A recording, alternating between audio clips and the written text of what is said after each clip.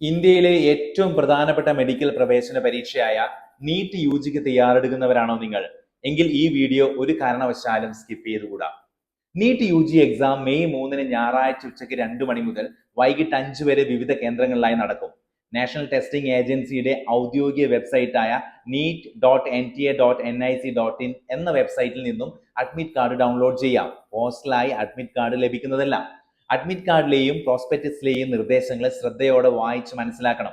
പരീക്ഷയ്ക്ക് ശേഷവും പ്രവേശന നടപടികൾക്കായി അഡ്മിറ്റ് കാർഡ് സൂക്ഷിച്ചു വെക്കണം. പാസ്പോർട്ട് സൈസ് ഫോട്ടോ പതിച്ച അഡ്മിറ്റ് കാർഡ്, അറ്റൻഡൻസ് ഷീറ്റിൽ പതിക്കാൻ വേണ്ട പാസ്പോർട്ട് സൈസ് ഫോട്ടോ, അത് അപേക്ഷയിൽ നൽകിയതിന്റെ സെയിം കോപ്പി കരുതണം. ഒറിജിനൽ തിരിച്ചറിയൽ രേഖ എന്നിവ നിർബന്ധമായും കൊണ്ടുപോകണം. ഇനി എന്തൊക്കെ കൊണ്ടുപോകാൻ പാടില്ല?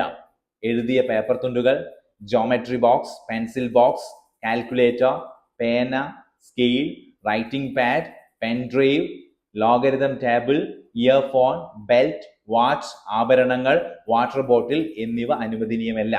ആവശ്യമെങ്കിൽ ട്രാൻസ്പെറന്റ് ആയിട്ടുള്ള വാട്ടർ ബോട്ടിൽ നിങ്ങൾക്ക് കരുതാവുന്നതാണ്. ഹെവി ക്ലോത്ത്സ്, ലോങ് സ്ലീവ് വസ്ത്രങ്ങൾ, ഷൂസ് എന്നിവ ധരിക്കാൻ പാടില്ല. ഇനി ആചാരപരമായ പ്രത്യേക വസ്ത്രം ധരിക്കുന്നവർ ഒരു 12 മണിക്ക് മുന്നേക്കെ ആയിട്ട് സെന്ററിൽ എത്തിച്ചേരണം. അവർക്ക് പരിശോധനയ്ക്ക് വിധേയമാക്കേണ്ടി വരും. പരീക്ഷാ കേന്ദ്രത്തിൽ കഴിയുന്നതും നേരത്തെ എത്താൻ വേണ്ടി ശ്രമിക്കുക. അനാവശ്യ ടെൻഷൻ നമുക്ക് ഒഴിവാക്കാവുന്നതാണ്. പരീക്ഷ 2 മണിക്കാണ് ആരംഭിക്കുന്നതെങ്കിലും 1:15 മുതൽ ഹാൾ ഓപ്പൺ ചെയ്യും.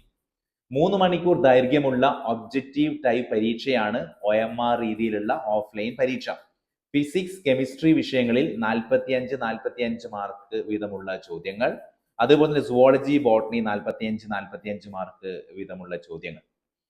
ശരി ഉത്തരത്തിന് 4 മാർക്കും ഉത്തരം തെറ്റിയാൽ 1 മാർക്ക് വീതം നഷ്ടപ്പെടുകയും ചെയ്യും. അങ്ങനെ ആകെ 180 ചോദ്യങ്ങൾ, 720 മാർക്ക്. പരീക്ഷയിൽ ടൈം മാനേജ്മെന്റ് വളരെ പ്രധാനമാണ്. ഫിസിക്സ്, കെമിസ്ട്രി ചോദ്യങ്ങൾക്ക് കൂടുതൽ സമയം വേണ്ടതുകൊണ്ട് ബയോളജി ചോദ്യങ്ങൾ കഴിയുന്നതും ആദ്യം പൂർത്തിയാക്കാൻ ശ്രമിക്കുക. ഉത്തരം തെറ്റിയാൽ 1 മാർക്ക് കുറയും എന്നത് മനസ്സിലുണ്ടാകണം. ഓരോ നെഗറ്റീവ് മാർക്കും നിങ്ങളുടെ റാങ്കിങ്ങിനെ ബാധിക്കും.